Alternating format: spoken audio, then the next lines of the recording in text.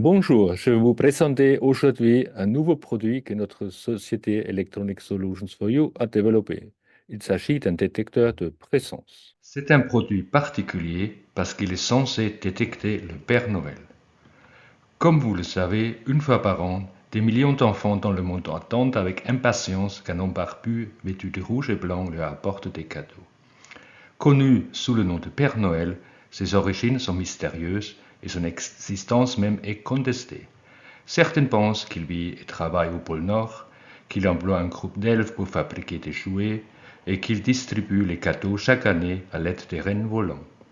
Les opposants au Père Noël affirment qu'aucun homme ne pourra livrer des cadeaux à des millions de foyers en une nuit, que son usine de jouets n'a jamais été située à proximité du pôle Nord et que les cadeaux sont en réalité achetés en secret par les parents.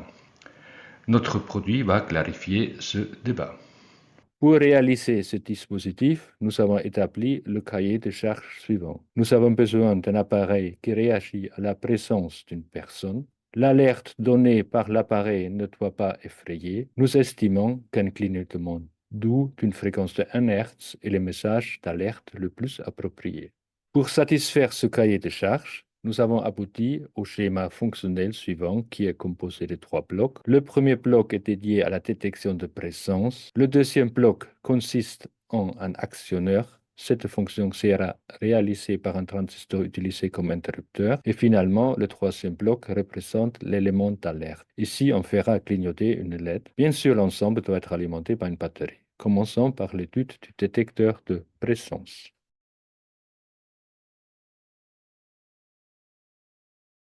Le détecteur de présence utilisé est un PIR, un détecteur infrarouge. Le PIR appartient à la classe détecteur infrarouge pyroélectronique passif. Il détecte le rayonnement infrarouge émis et réfléchi par le corps humain ou un objet. Lorsque l'infrarouge est détecté, le niveau de sortie du détecteur passe au niveau haut et il reste quelques secondes. Puis il retourne au niveau bas. Sans détection de présence, il reste au niveau bas. Ici, à gauche, on voit une photo du détecteur, puis à droite, le schéma fonctionnel avec la connectique. Nous voyons le détecteur de présence ici. Il est connecté par une connexion standard de 4 fils. Le noir est connecté à la masse de la batterie, à la borne négative, et le rouge est connecté à la borne positive de la batterie. Le jaune n'est pas utilisé et le blanc est le signal de sortie. Nous allons vérifier déjà si il est bien alimenté. On a bien 5,1 volts à la sortie de la batterie. Maintenant, si on cache le détecteur de présence, le signal de sortie devrait se trouver à 0 volts. Si on enlève le cache, on voit que le signal de sortie passe à 2,86 volts.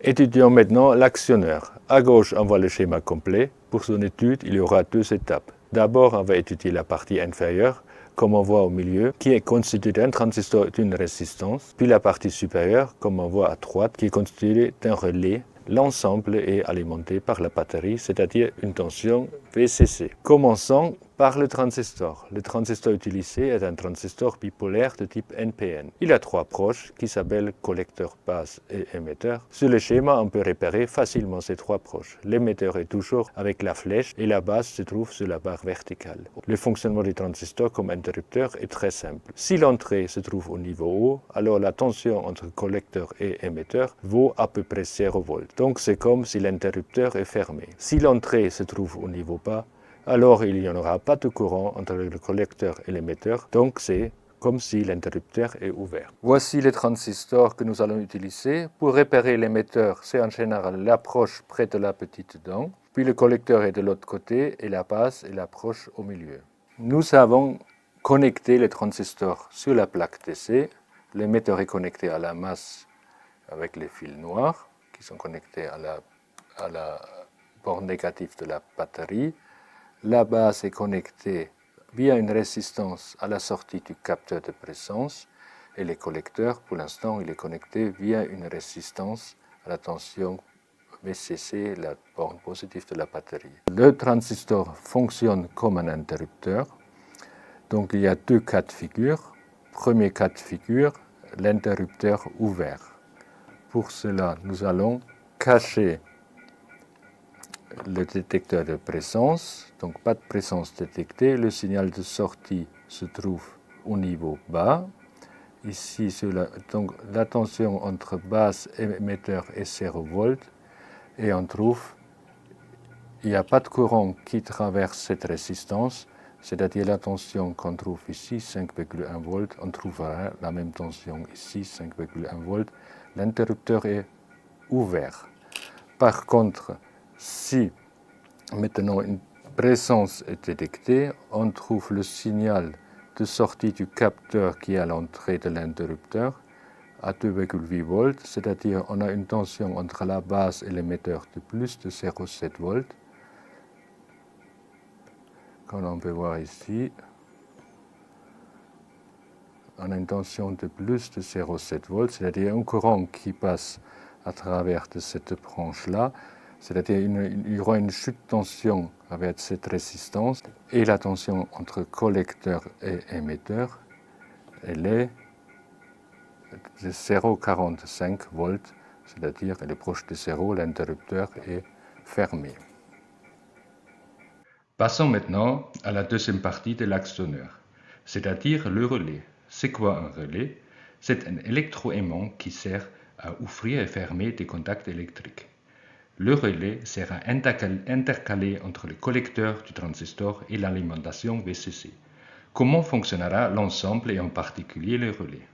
Si la tension d'entrée se trouve au niveau haut, il y a un passage de courant dans le transistor et par conséquent dans le relais. Donc le relais est activé, on ferme le contact électrique. Dans l'autre cas de figure, niveau bas sur l'entrée, pas de courant dans le transistor et le relais n'est pas activé, le contact électrique est ouvert. On remarque, en parallèle avec le relais, il y a une diode. Cette diode est appelée diode de roue libre. En effet, dans le relais, il y a une bobine et donc la loi pour la bobine s'applique. Elle dit que la tension aux bornes de la bobine est égale à l'inductance L fois le taux de variation du courant delta I sur delta T. Donc, au moment où on ferme l'interrupteur, ce taux devient très grand. Donc la tension du collecteur peut devenir énorme. Il peut en résulter la destruction du transistor. Mais grâce à la diode de roue libre, quand la tension du collecteur dépasse un certain seuil, cette diode devient passante et permet d'évacuer l'énergie stockée dans la bobine. À droite, on voit la connectique avec les proches 1, 3, 5 et 7. Les proches 3 et 5 seront connectés entre l'alimentation et le collecteur, et les proches 1 et 7 sur le circuit qui provoquera le clignotement de la LED. Vous voyez ici le relais avec les 4 proches, et ici on voit la diode de roue libre. On va connecter le relais et la diode de roue libre sera connectée entre l'approche 3 et 5 du relais.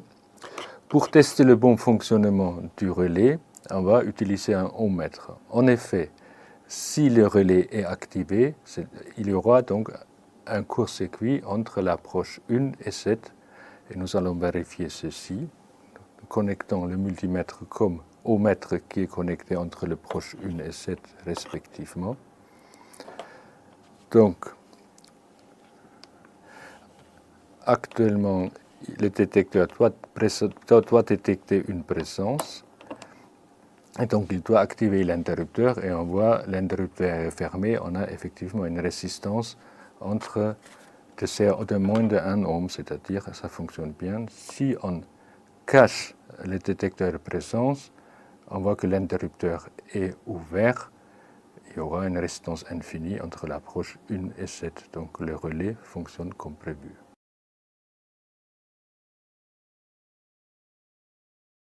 Passons maintenant à la partie du circuit qui donne l'alerte d'une présence détectée.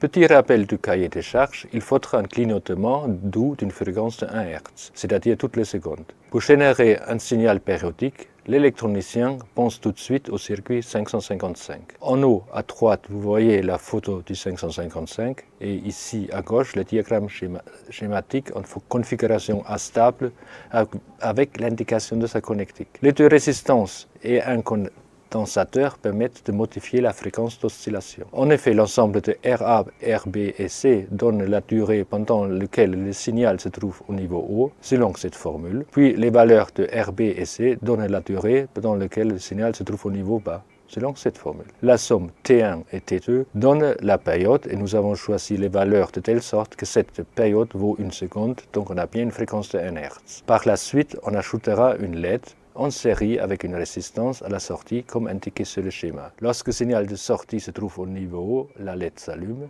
et lorsque le signal de sortie se trouve au niveau bas, la LED s'éteindra. Donc on aura un clignotement. Sur la plaque, on a déjà précablé le 555 selon le diagramme ici. On voit les deux résistances RA et B ici et là, ainsi que le condensateur qui est ici. Ensuite, il faudra ajouter une LED, une série avec une résistance à la sortie 3,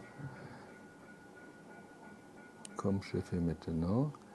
Et finalement, il ne manque plus que l'alimentation sur l'approche 8 que je vais ajouter. Et on voit en faisant ceci que la LED commence à clignoter avec une fréquence de 1 Hz.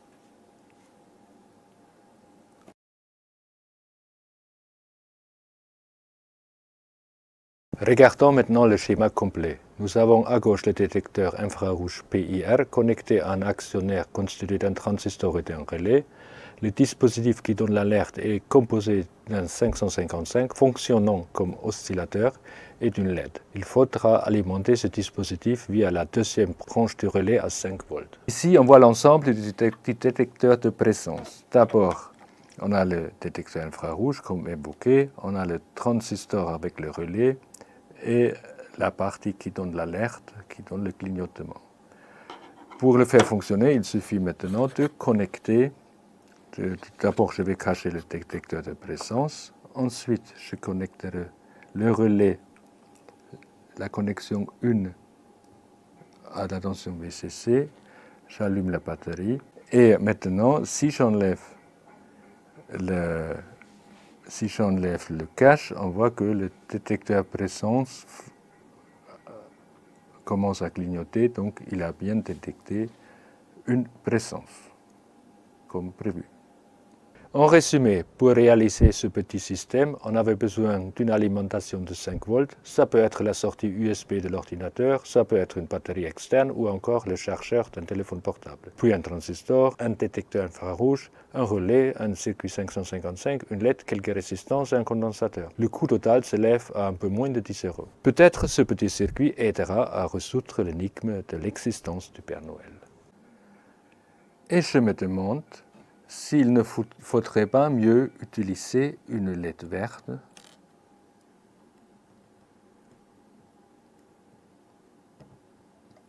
pour ne pas effrayer le Père Noël.